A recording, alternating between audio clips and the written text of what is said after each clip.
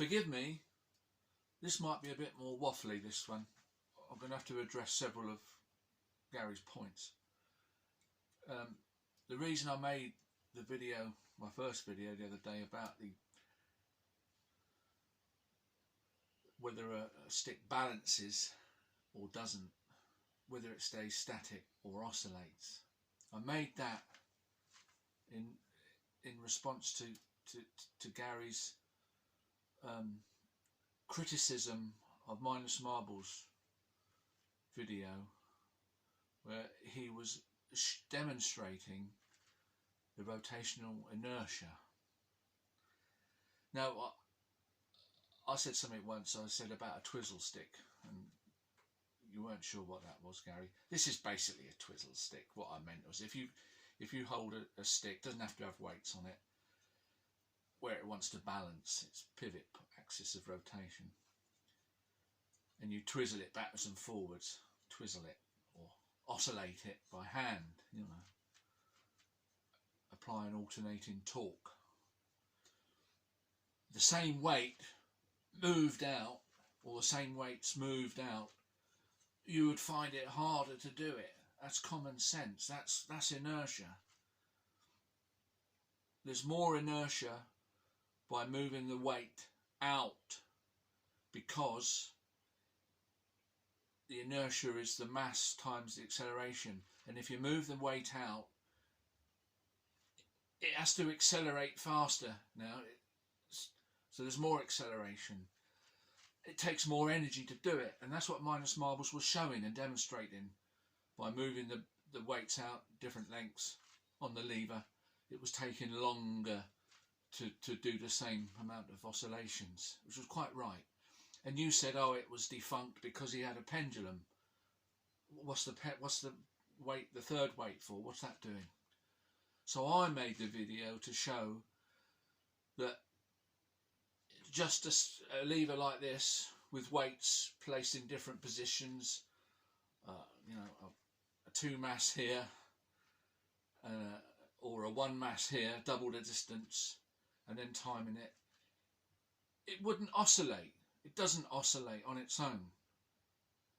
I've shown you that. It's static. You needed the pendulum to make it oscillate. In no way did it defunct the experiment at all. That was necessary. So I made my video to demonstrate that is static. It doesn't oscillate. It comes to rest wherever it is, but it's very sensitive, as I said. And the reason, and you were saying, well, when you did your experiment, it perfectly shows it oscillates. The balance thing with weights here, there, you know, it oscillates. It doesn't. It only did because you had your weights below the axis of rotation. I showed that. That's why yours oscillated, else it wouldn't. It comes to rest and it'll stop there, you know. The reason it does that, the reason that is balanced and static, is because the centre of mass, the torque on the system is the centre of mass multiplied by the arm from the pivot point, from the axis of rotation. So you imagine a line going down here, and you take a perpendicular from the centre of mass to the line. It's exactly the same there as it is there.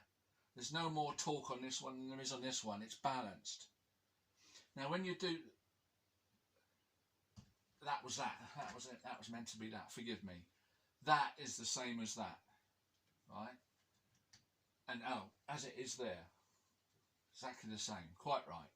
But when it's in that position, and you take a point, centre of mass, to this vertical here, this now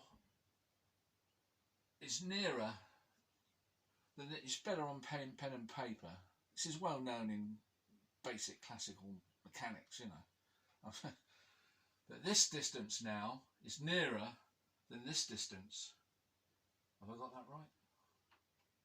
No, this distance here is smaller than this distance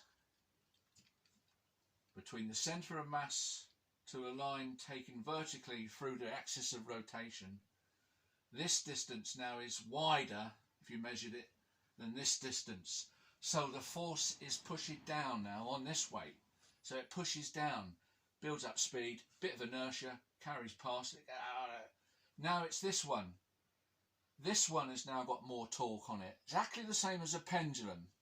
The force of gravity is acting more on this weight now. So it comes back and it goes backwards and forwards like a pendulum. That's what it is. Same thing. So I made this to demonstrate that what you deny about rotational inertia is something we experience every day in life. You can't get around it. It's a natural thing, like breathing. Easy. Same weights moved out here. Hard to do. Now you could demonstrate it. That's why I said get a stick and twizzle it backwards and forwards like that, and then move the weights out, and you feel how hard it is. It's sucking your energy out of doing it. So a spring pushing a lever up would not give the same speed to this system if you move one weight further out and had one weight twice the distance and two weights one distance. That spring would not accelerate it to the same speed, would not accelerate this system to the same speed it did as if you had both weights at one distance from the axis of rotation. It's because when you move it out, it has to then accelerate more, which causes more inertia. Demonstrate it, get a stick, twizzle it, move the weights out, twizzle it again, much harder. Minus Marble's experiment showed that. It took longer to get the same oscillations. That's why I showed that, and that's why it's correct. Thank you very much.